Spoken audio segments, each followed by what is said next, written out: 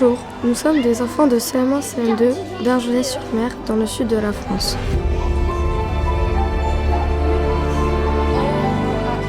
Nous vivons tous à proximité de la mer Méditerranée et nous allons vous la faire découvrir telle qu'on la connaît. Elle en abrite des merveilles. Allons-y, partons à leur découverte.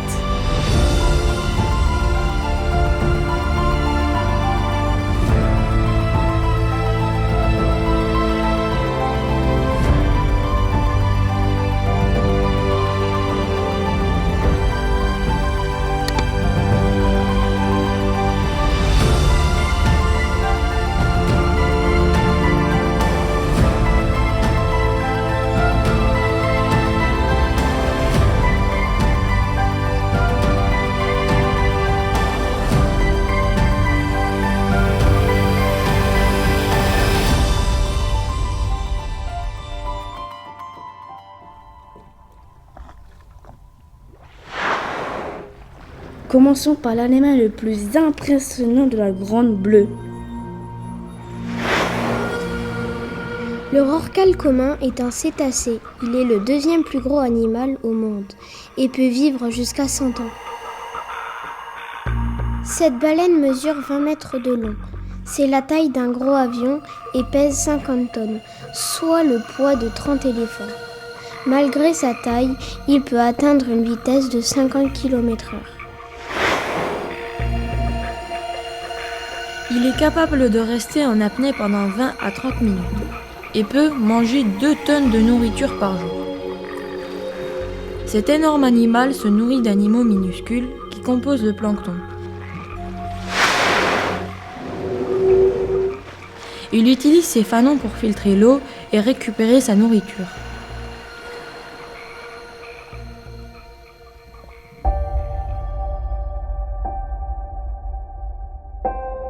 Contrairement aux baleines qui ont des fanons, les cétacés que nous allons vous présenter maintenant ont des dents. Ce sont des dauphins. Le dauphin de ruisseau est couvert de cicatrices indélébiles. Quand il devient vieux, il est tout blanc.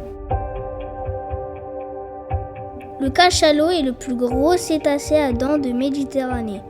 C'est un excellent plongeur. Il peut descendre jusqu'à 2000 mètres de profondeur et rester 1h30 en apnée.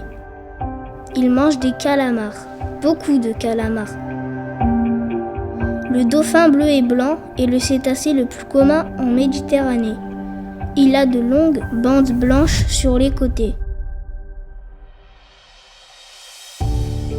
Les globicéphales noirs s'approchent souvent des bateaux. Il est facile à reconnaître car il a une grosse tête et des taches blanches sur le ventre. Plus près des côtes, on peut rencontrer les grands dauphins. Avec un peu de chance, on peut même l'apercevoir depuis les plages d'Argelès. C'est cette espèce qu'on enferme dans les piscines.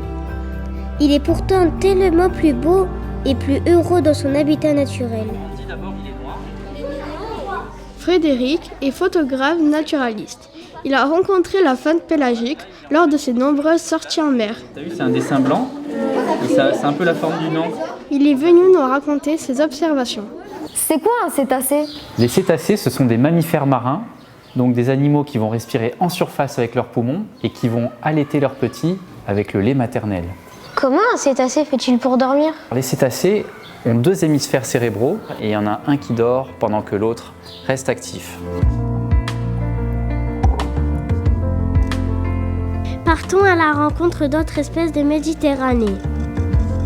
La tortue kawan est une grande voyageuse. Elle quitte la Grande Bleue et traverse l'Atlantique pour pondre ses œufs dans le golfe du Mexique. Elle peut mesurer jusqu'à 1,20 m et est capable d'atteindre 35 km/h.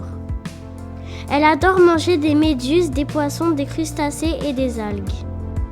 Le diable de mer mange lui aussi des crustacés et des poissons. Les mâles peuvent mesurer jusqu'à 6 mètres d'envergure. Ils sont donc plus grands qu'une voiture.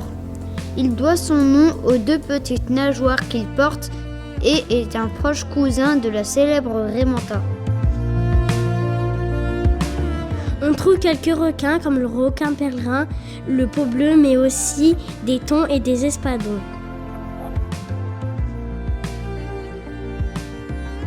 On nomme cette méduse la méduse œuf au plat. Elle est impressionnante et peu de poissons osent s'en approcher, sauf ceux qui ont compris qu'elle n'était pas vraiment dangereuse et qui s'en servent de crèche pour élever leurs petits. Le requin pèlerin a-t-il des dents? Il n'a pas de dents, le requin pèlerin. Il va manger du plancton, donc des grandes quantités de plancton qu'il va filtrer dans l'eau. Il ouvre la gueule en avançant. Et en fait, ce plancton, il va être capturé par les fentes branchiales qui servent aussi à la respiration. De quoi est composé le plancton? Il est composé de milliards d'organismes minuscules.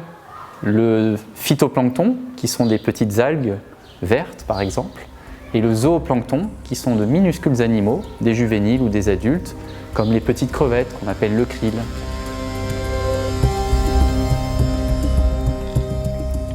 Contrairement à toutes ces espèces qui sont très présentes en Méditerranée, le phoque moine, lui, a presque disparu.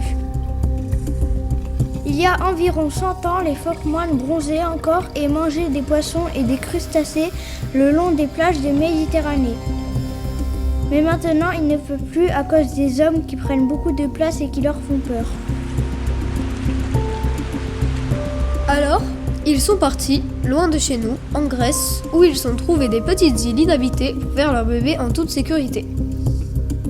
Nous aimerions que ces espèces en voie de disparition retrouvent leur place dans toute la Méditerranée. Gardons espoir. Combien reste-t-il de phoques moines de Méditerranée? On estime qu'il en reste 500 seulement dans le monde. Pour 10 000 personnes qui vivent à Argelès, en comparaison, c'est très peu.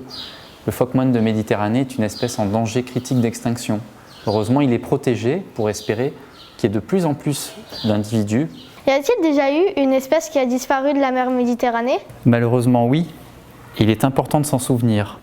J'ai amené ce livre pour te montrer le grand pingouin, le seul oiseau non volant de l'hémisphère nord, qui aujourd'hui a disparu. On ne le reverra plus alors qu'il était présent en Europe et même en Méditerranée. Mais que peut-on faire pour protéger les animaux marins? On pourrait leur faire une place en les laissant revenir dans des endroits où ils seraient tranquilles, un peu de côte rocheuse, un peu de côte de plage, et on utiliserait une autre partie de la côte pour nos activités de loisirs. On partage le territoire, par exemple en agrandissant des aires protégées. Mais un autre danger guette la faune et la flore de Méditerranée, la pollution. Elle s'attaque à l'air, au sol et à l'eau. La mer Méditerranée est la mer la plus polluée du monde. On y trouve encore plus de plastique que dans les autres.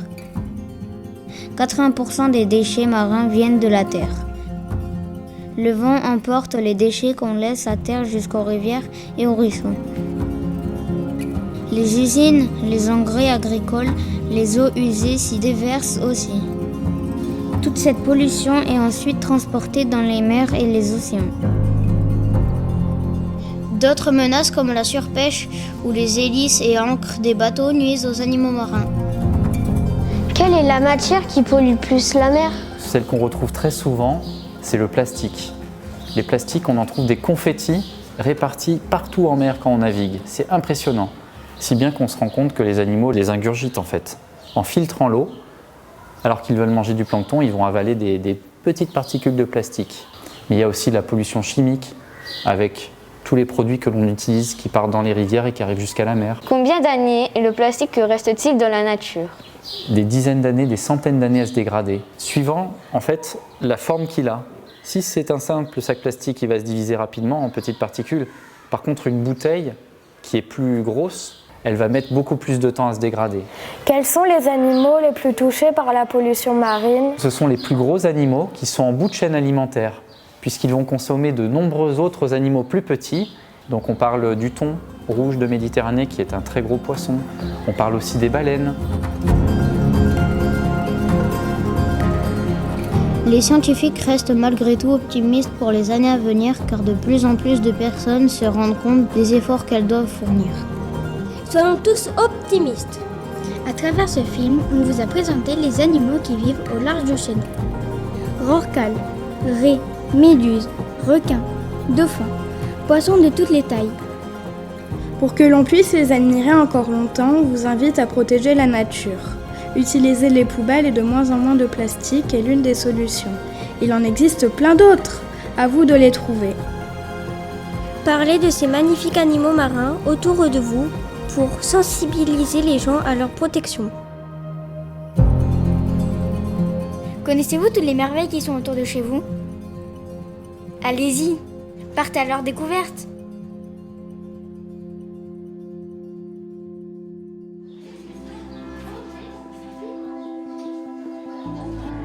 Comme la mer est jolie quand elle accueille dans son lit le soleil qui se reflète. Tous les poissons sont en fête. Comme la mer est polie